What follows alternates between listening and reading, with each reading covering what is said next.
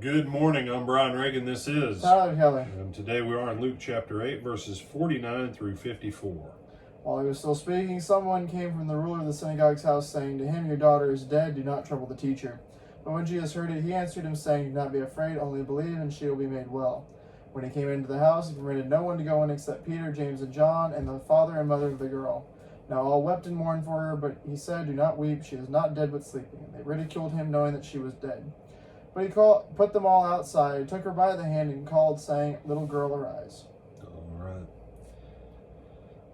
So, yesterday I said that we would talk about why Jesus had to go to Jairus' house.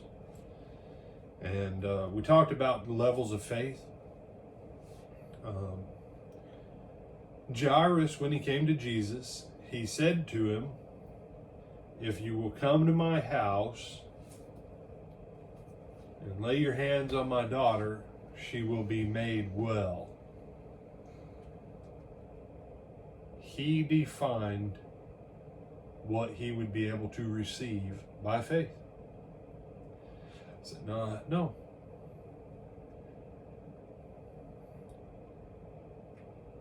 If we think of faith as containers, the reason some people don't receive much is because they don't have the ability to receive much. If I have a 500-gallon tank, Tyler, how many gallons of water can a 1-gallon jug hold? You have a 500-gallon tank, but you've only got a 1-gallon bucket. A 1-gallon bucket can only hold 1 gallon. 1 gallon. And if all I've got is a dimple on a golf ball and 500-gallon container to pour it out of, how much can one dimple hold of that 500 gallons? The dimple. The dimple. Is that, brother? No, I want you to think about this. And yeah, I'm going to come back to this. Some of y'all are going to say I'm being blasphemous. That's okay. When you realize Jesus was human, you say, but he was perfect. Yeah, he was. But Jesus' faith was like an ocean tanker. And the best faith that Jesus ever found, the two best faiths Jesus ever found, a Gentile woman and a Gentile soldier. And that's what he said at the beginning of the Gospel of Luke. He said, in the days of Elijah and Elisha, who was healed? Naaman the Syrian, a military guy from a foreign power.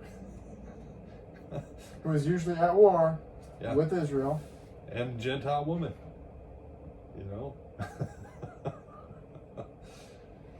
and but why didn't Jesus have to go to the Roman centurion's house? They said, well, brother, he had a great enough faith that he could look at Jesus and he didn't even, don't even come to my house, just say the word and it'll happen. Right? I look at that guy and I go, he's the 500-gallon guy.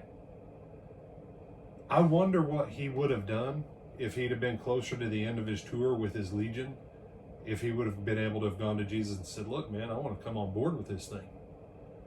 I know authority. I mean, I'm Roman. We've got the whole world under our thumb, but you with a word, man, you flip this thing upside down. I want to be part of what you are. Man, what would he have been like?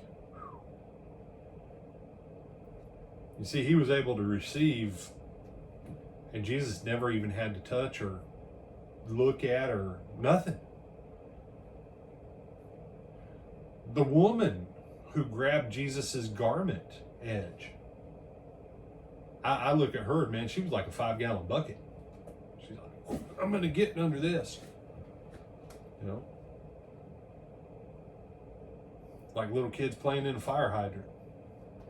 Person in the house, they're like, oh, I wish I could get cooled off, have some cool water. Little kids out playing on the street because they cracked open a fire hydrant. Just so we're clear, little children, do not crack open the fire hydrant. It makes the fire department, the water department, the city, and the police and sheriff's offices not very happy with you. Okay. Point being, If you don't come expecting to receive, that's exactly what you're going to get. And if what you do have to receive is so small, you're only going to get to take what you have the room to handle. And this event was an event of faith. Remember, we talked about miracles. The widow of Nain, she didn't say anything. And I guarantee you, her dead son didn't say anything. That was a miracle.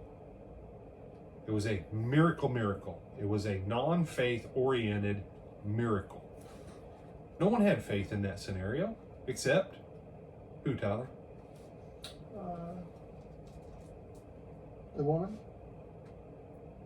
The widow of Nain didn't talk to Jesus, Right. and her dead son didn't talk to Jesus. Right. So who was the only person who would have had faith in that scenario of Jesus raising the widow of Nain's son?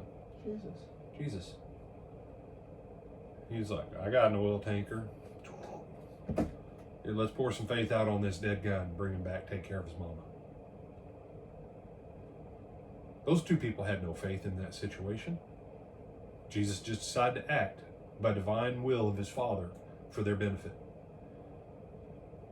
Everybody else, though, some of the demon-possessed people, they couldn't. They couldn't even get a word out. Jesus goes on ahead and acts on their behalf. It's in medical, what we call implied consent. If they weren't demon-possessed and they could use their voice, what would they ask? Get me free of this demon, please. Mm-hmm. So Jesus took implied consent, right? But still no actual active faith that we can discern in some of those instances. But this guy, why did Jesus have to come to his house? Because that was what his faith container was able to receive. And if you will let this one sink into your mind, when Jesus went to his own hometown, he did a few miracles, but he couldn't do any great mighty works. Why? Because the people there, they had no faith. Mm-hmm. They didn't even have divots on the golf ball, dimples on the golf ball. And then I think about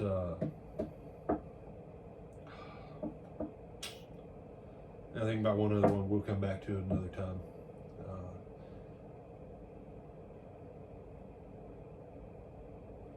But you, by faith, if you take ownership of what's going on here, and you quit seeing these things as miracles. You say, well, it was a miracle. Yeah, the dead girl being brought back to life was a miracle. But her dad had the opportunity to destroy it if he wouldn't have stayed in a place of faith. That's why Jesus says, don't be afraid.